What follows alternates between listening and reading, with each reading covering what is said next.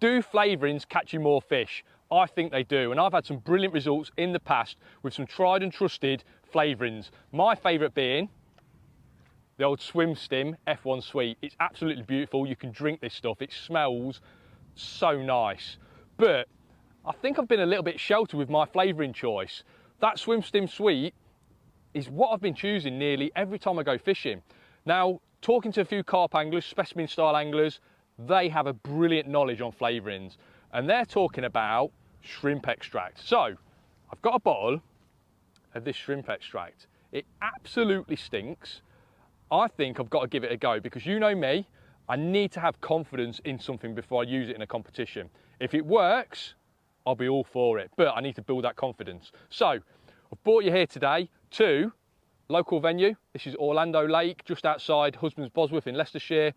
This place has got loads of carp in it, and I've just come with a pellet feeder. I'm going to put some of this shrimp extract on my micros and see if I can build a bit of confidence and see if this flavouring actually works. First thing we've got to do is bait prep. Before we even get any rods out, we've got to make sure that our pellets have soaked in all the water and all the flavouring. Probably takes half hour to an hour for those pellets to be fully prepared. So, just before I left this morning, I soaked up my micros. Now, anyone that's seen any of my previous videos about soaking up micros, you'll know I love these EVA cases. All I do is I pour my dry micros into one of these EVA cases, add my amount of water, usually to about a pint of pellets. I'll probably add half a pint of water, something like that. I just want to see the water coming through the pellets, just filling those little gaps in between the pellets. Zip the case up, put it in the back of the van, arrive at the fishery, and when you get to the venue, what you'll find is those pellets would have soaked in all of that water, and if you've added just the right amount of water, they'll just be about usable. I don't like to over soak my pellets on that first stage.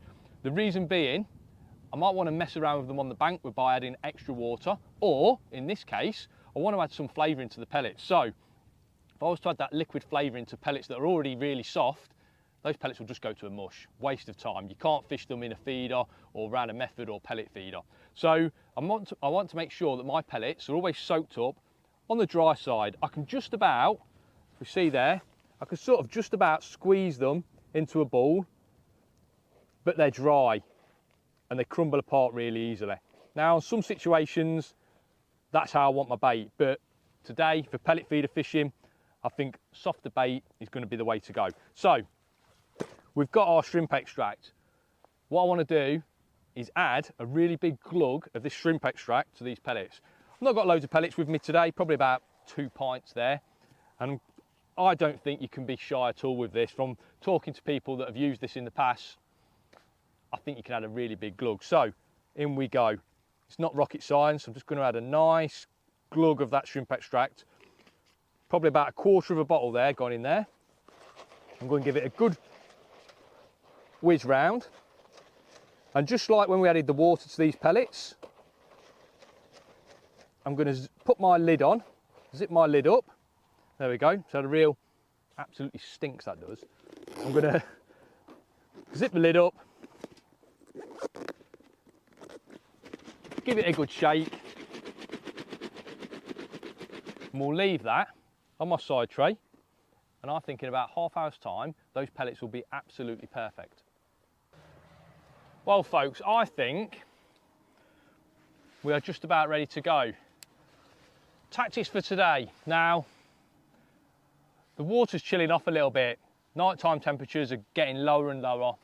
Sunlight hours, less and less. So I think the fish are going to be in slightly deeper water. Now, over the last couple of weeks, I've been visiting a few different venues, and I tell you what, pellet feeder instead of a method feeder or a hybrid feeder has been really good. And I think we're chucking out into probably 7 foot of water today, 7, 8 foot of water. And I think a pellet feeder just helps get your bait to the bottom a little bit nicer in that nice little parcel, and it protects your bait. Also, I've got loads of confidence in it because I've been catching fish on it. So I'm chucking a little pellet feeder. Let me just run through the setup. I've got nice, strong 6-pound line on the reel. I've got a 10 foot CTX feeder light from Free Spirit. Beautiful soft rod, perfect for what we're going to encounter today, which is mainly carp from 2 to 6 pound, I'm saying. Classic commercial fishery fish. Then the pellet feeder itself. I've got a little inline pellet feeder.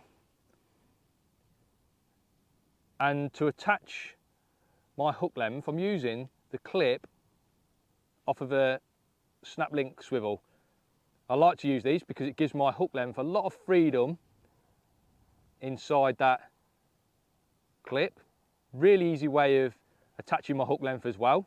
Obviously just clip it in there, unclip the swivel, clip it back on.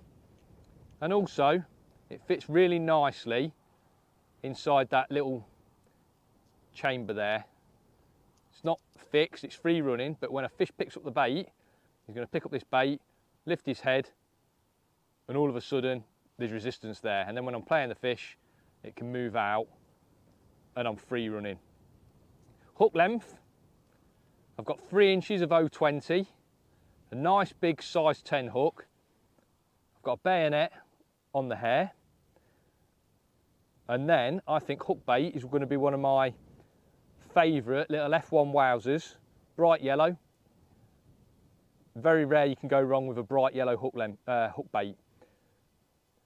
I wanted to talk to you about the hook length because there's a way of tying this hook length up, and it means that my bayonet is sitting perfectly every time with my hook bait sitting upright every time. Really simple way of tying your hook lengths.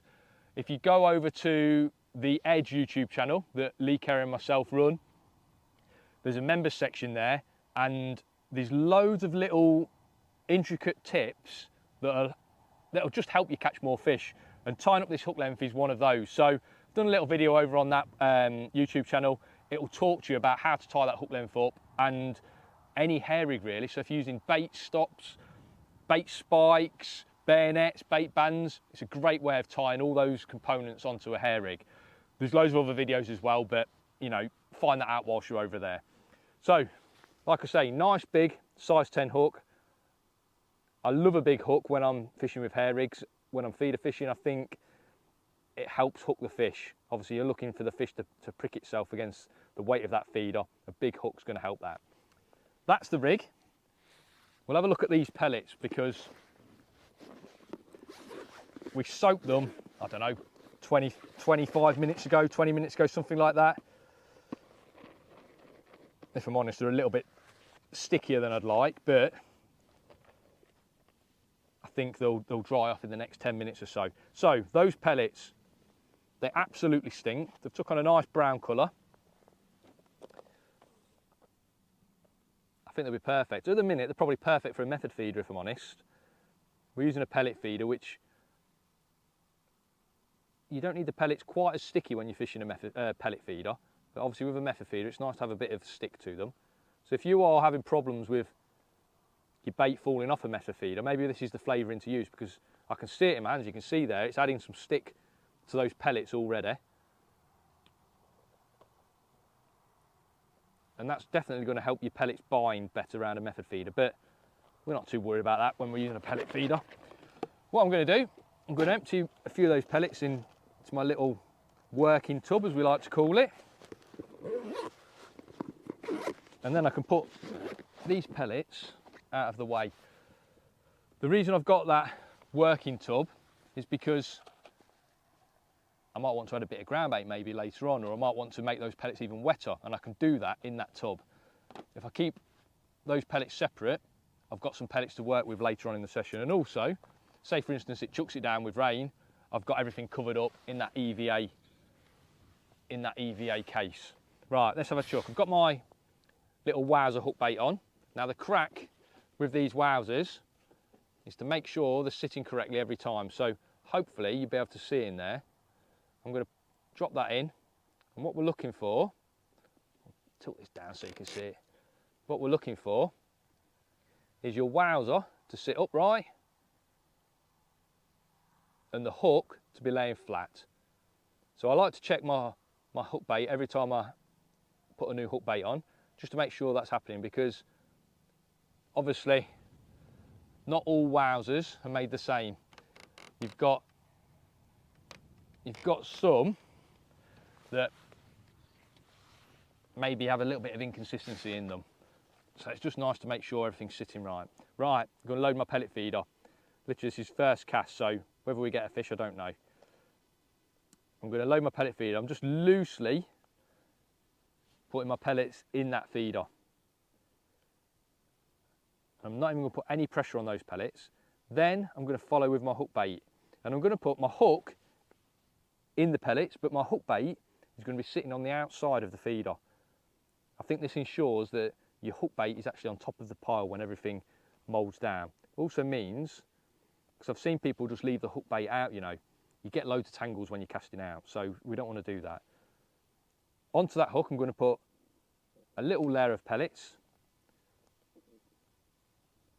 and just gently, these are ever so sticky, so I'm not putting hardly any pressure on these. You'd be surprised how much that pellet feeder will protect those pellets. Just gently tap those pellets down. And there we go, we've got perfectly loaded pellet feeder ready to be cast out.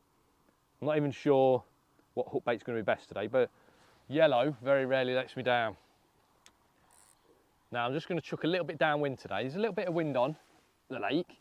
I'm just going to chuck a little bit downwind, and I'm not even casting to a line clip. I'm not even, I don't know if there's a line clip on here. That could be embarrassing. We could have a problem, but I'm just going to chuck out nice, I don't know, what's that, 20 metres, something like that. Let everything settle. Yeah, it's probably about 7 foot deep there. And then really gently sink the line. The last thing I want to do is move that feeder once it's gone in the water. I'm really going to take my time sinking that line. I'm not too sure what bite times are going to be. Obviously we've had some cooler nights, so it might be a case that the fish just take a little bit longer to start feeding. I'll tell you what, we'll get a stopwatch out.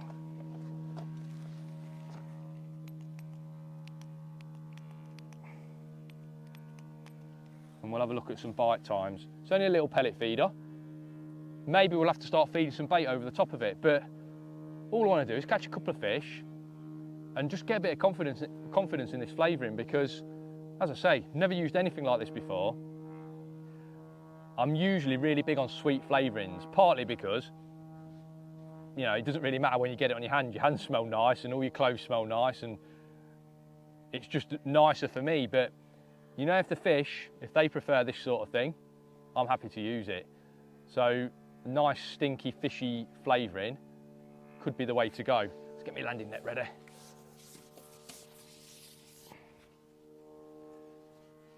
This is my only second visit to this venue.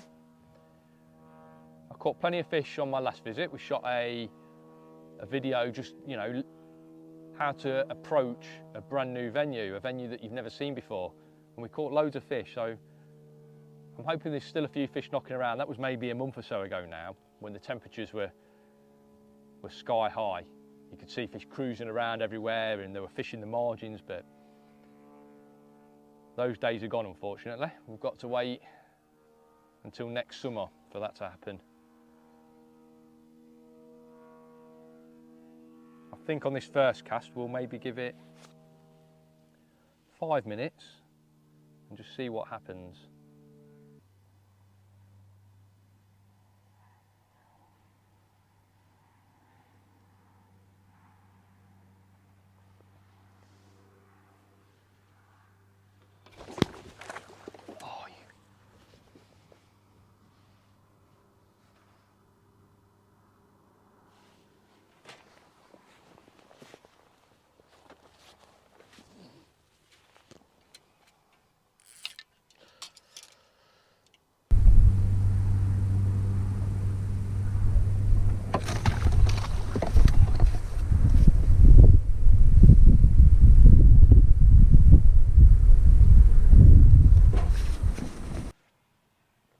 Well, folks, that was eventful. First time that has ever happened to me. Not looking, messing around. What a plonker. but we managed to get everything back. Put a little bomb on a float rod I've got, chucked over the top of it, managed to get everything back. So we can see, let's have a look at him. We can see that he definitely wanted that bait, didn't he? Let's get him up. There's the little yellow wafter, the wowser.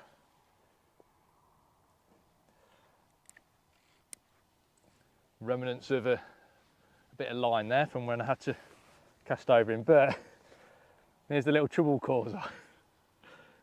He's only, I don't know, £3, but my word, didn't he run off? A little bit of drama to start the day. I think we'll try concentrating from now on. So,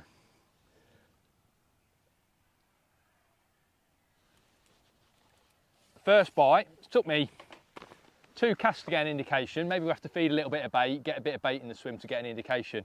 One thing I have noticed though, is that when I loaded my feeder, obviously a few pellets have dropped in the edge, and there has been an odd fish feeding right next to where my keep nets would be if I'd got a keep net in. So I think what I'll do is maybe just start throwing a few little balls of micros, these flavoured micros, down to the next peg, and see if we can catch a few fish in the margins, because although the nights are getting a little bit cooler, obviously daytime temperatures are still pretty good. Maybe we'll catch some fish in the margins, and if we're still struggling out there, I mean, we've only had 2 casts out there and we've had a fish, but if we are struggling for indications in the open water, I think maybe a switch to the margins could be the way to go. But we'll have another chuck out there, see what happens. Might hold me rod this time. Hopefully we'll get another carp. So I'm fishing out there, and that's where the fish are. What an idiot.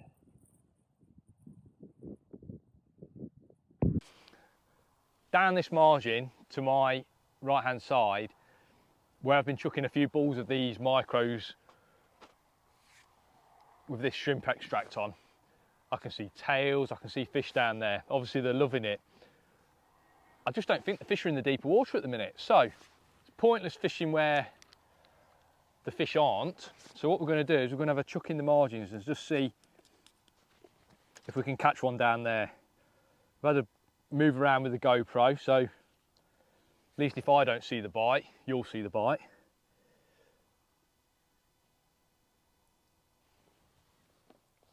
And we'll see if we can catch one in the edge. So filling the pellet feeder up exactly the same way. So obviously shake that sort of first layer in, level with the edge of the feeder. I'll get my hook bait hanging out, hook in with the pellets, a few more pellets on top.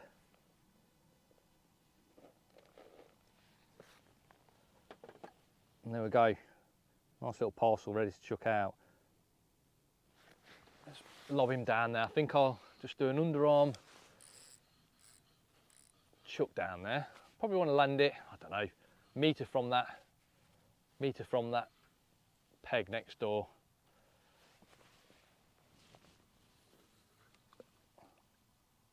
So that's spot on. It's probably only a couple of foot deep there, but obviously that's where the fish seem happy.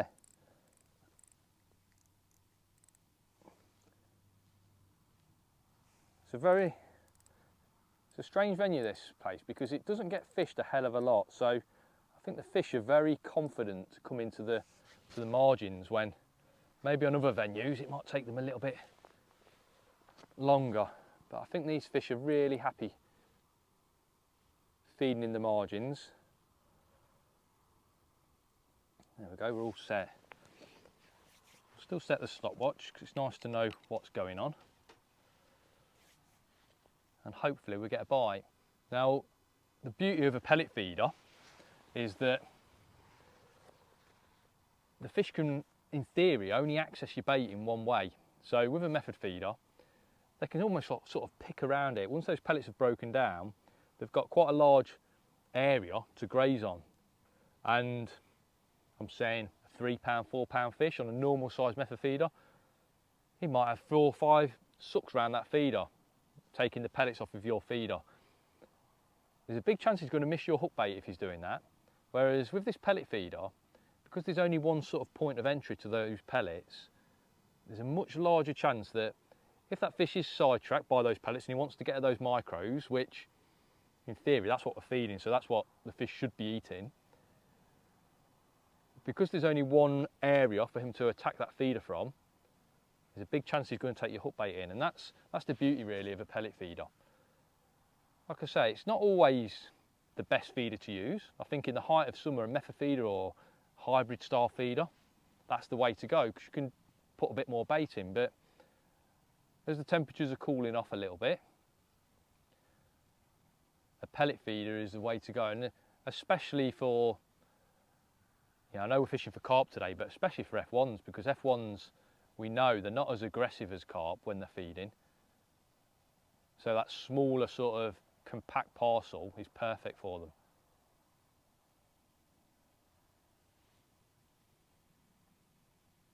Again, I think 5-minute cast down this edge.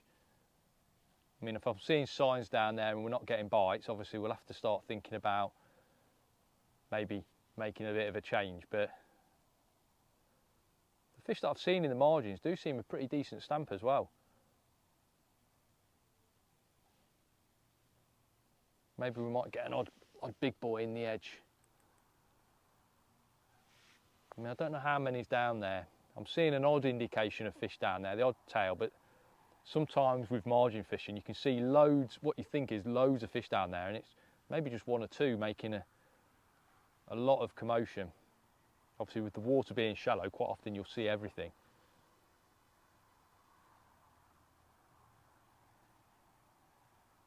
I remember when we fished a month or so ago, although we caught fish on a pellet waggler, there was a lot of fish in the edge. A lot of fish mooching around, and I just wonder if that's this lake, that's just how it is on this lake.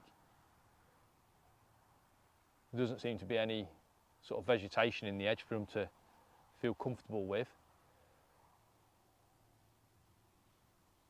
So I'm guessing maybe a rod and line approach down there is going to be better than pole fishing even, because you can obviously get your rod well away from the fish. Waving a pole over the top of the fish's heads is no good if there's no cover down there. But rod and line, we can sit there, set a little trap, sit there nice and quietly until one comes into the swim.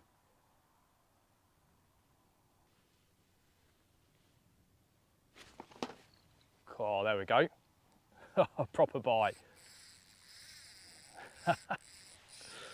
Wow. I tell you what, they don't mess around when they want to take it, these. Oh my word.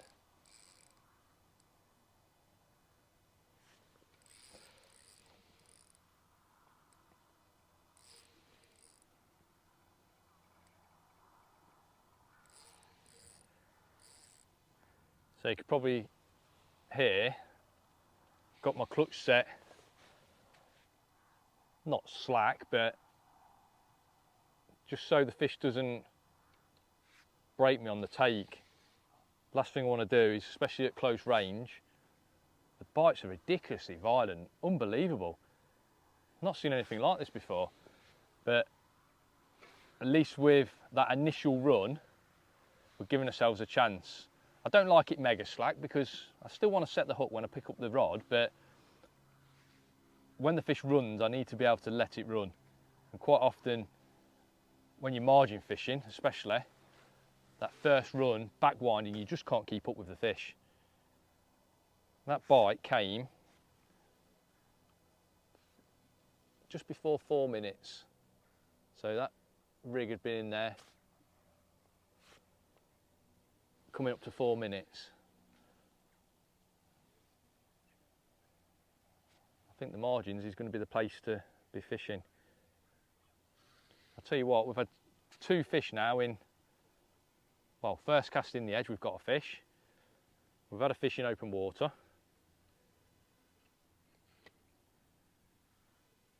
Nice to get a bit of confidence on a bait. I don't know about you, it's cold water, it's winter time when I'll start thinking about flavourings. Obviously summertime it's important, but we're all trying to get a bit of an edge, aren't we, when the winter comes. Maybe because there's not as many bites to be had. Oh, it's a beautiful fish. There's not as many bites to be had in the winter, so we're all trying to get an edge, and maybe just adding some flavour in the winter is the way to go.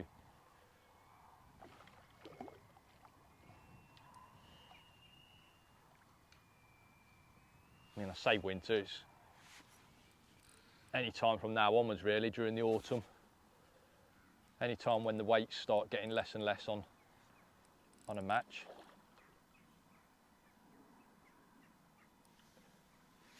I've got to say, these fish give a proper go.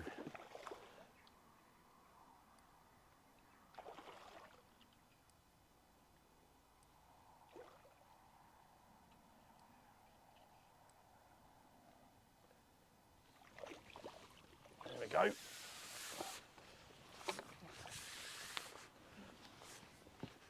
Look at that. Cracking fish, nice, beautiful common.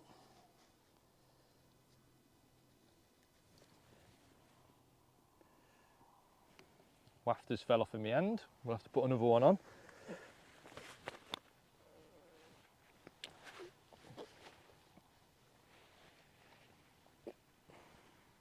Look at that. £6, I'm saying. I'm giving myself £6 for that. As you know, I don't like using a net when I'm not in a match, so I'll just put him straight back. Brilliant condition though. God, on the bites, ridiculous. Right, we're going to go through the process again. We'll try and catch one more fish. If ever my hook's looking a bit blunt as well, I'll just check it, you know, as well. If I've got some maggots on my side tray, I'll just give it a pull through some maggots. But if not, I'll just try and just nick it into my finger or thumb and just see if it's still sharp. And that seems pretty sharp, that hook still. Very important that your hook stays sharp. That wafter looks like it's sitting nicely in that tub.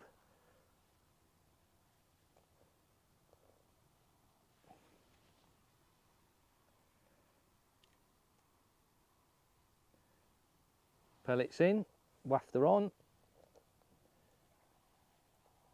Another there. There we go, ready to chuck out.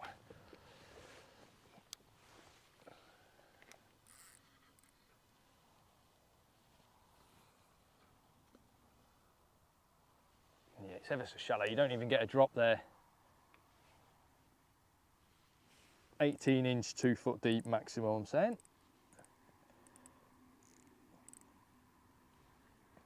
Remember to just slacken that drag off slightly. And you might notice I don't like fishing with a bend in my tip. I think the tight line can spook fish, so I'd rather fish with my tip nice and straight, or as straight as I can get it. Obviously I let any toe just take the tip round, but ideally I want the line tight but the tip slack. That's how we like to term it. So as little bend in that tip as we can possibly get, because in theory the fish is just going to charge off and it should hook itself anyway.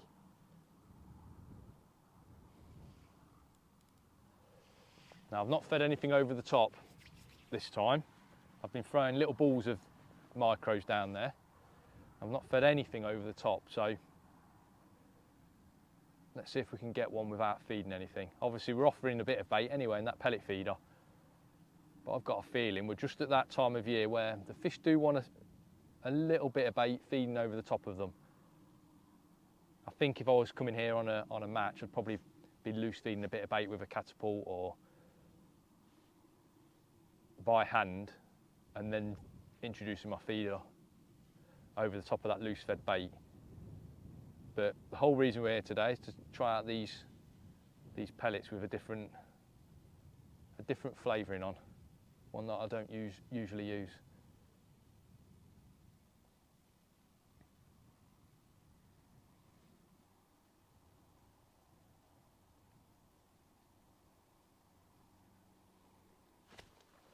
God.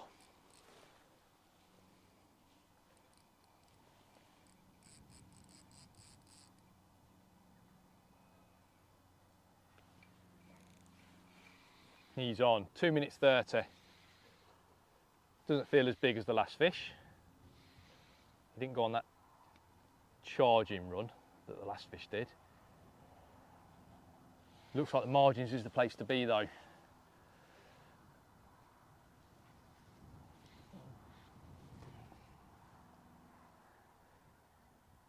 Obviously with a decent size hook and line, you can be in control of them. Obviously a lot of people would probably think I'm using a 5mm bait today, which is quite a small little bait, but a nice big hook. And it probably looks unbalanced to a lot of people, but I think it's great for method feeder fishing and pellet feeder fishing to do that big hook, small bait combo. Oh, this guy's immaculate.